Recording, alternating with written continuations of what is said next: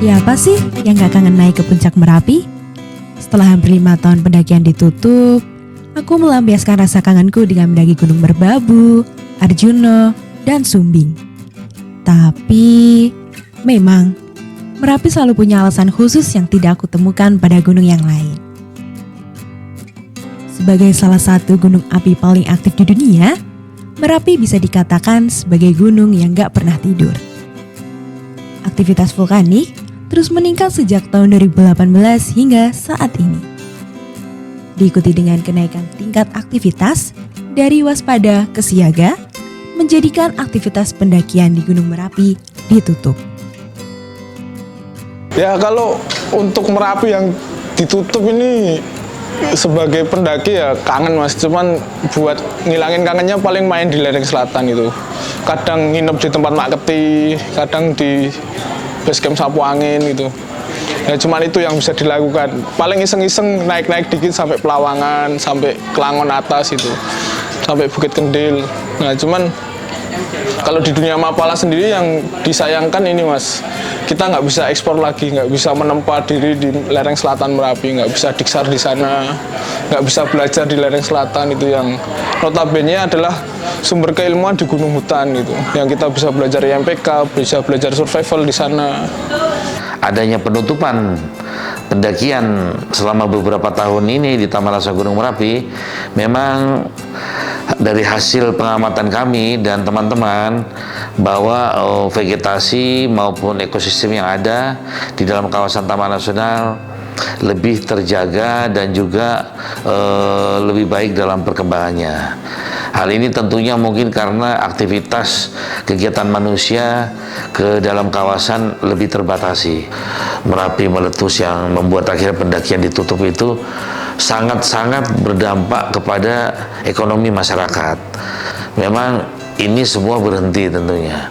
Berhenti dan tidak lagi ada kegiatan pendakian, sehingga ini menjadi tanggung jawab kita juga bersama, sama-sama memikirkan terkait pendakian yang kita tutup ini. Apakah masyarakat ini kita alihkan mata pencariannya yang memang sebelumnya sudah punya mata pencarian utama, tapi dengan berharap dengan pendakian dan wisatawan datang dan mendaki, mereka bisa mendapatkan sesuatu tambahan yang lebih.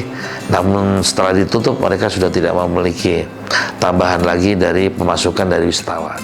Untuk saat ini memang pendakian masih ditutup karena memang potensi bahaya yang ada itu mengancam para pendaki, yang mana masih ada potensi erupsi eksplosif yang lontarannya itu bisa menjangkau sampai 2 km. BPTKG selalu berkoordinasi dengan instansi terkait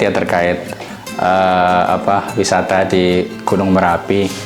Misalnya dengan TNGM, karena pendakian ditutup, maka tentu bagaimana kita mencari alternatif objek wisata yang lain, seperti objek wisata alam yang lain selain pendakian, kan ada banyak ya.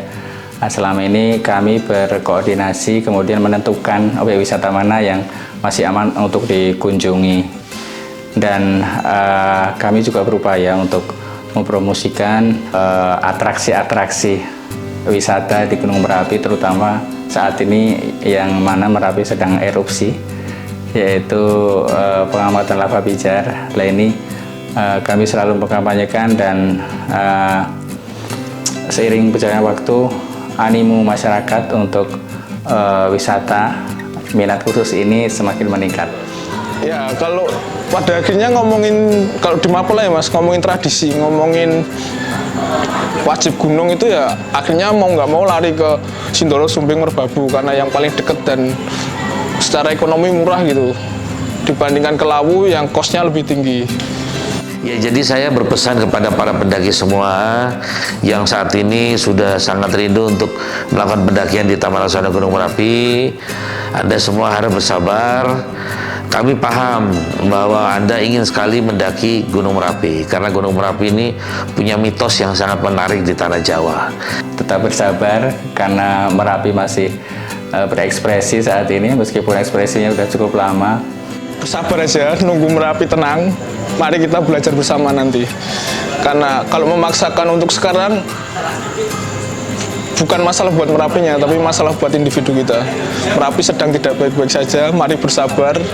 Semoga kita bisa belajar bareng di Merapi gitu.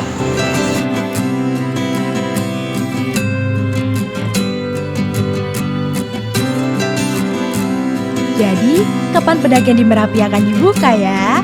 Mari kita spill selengkapnya di POV, Podcast of Volcanoes, hanya di kanal YouTube BPTKG Channel.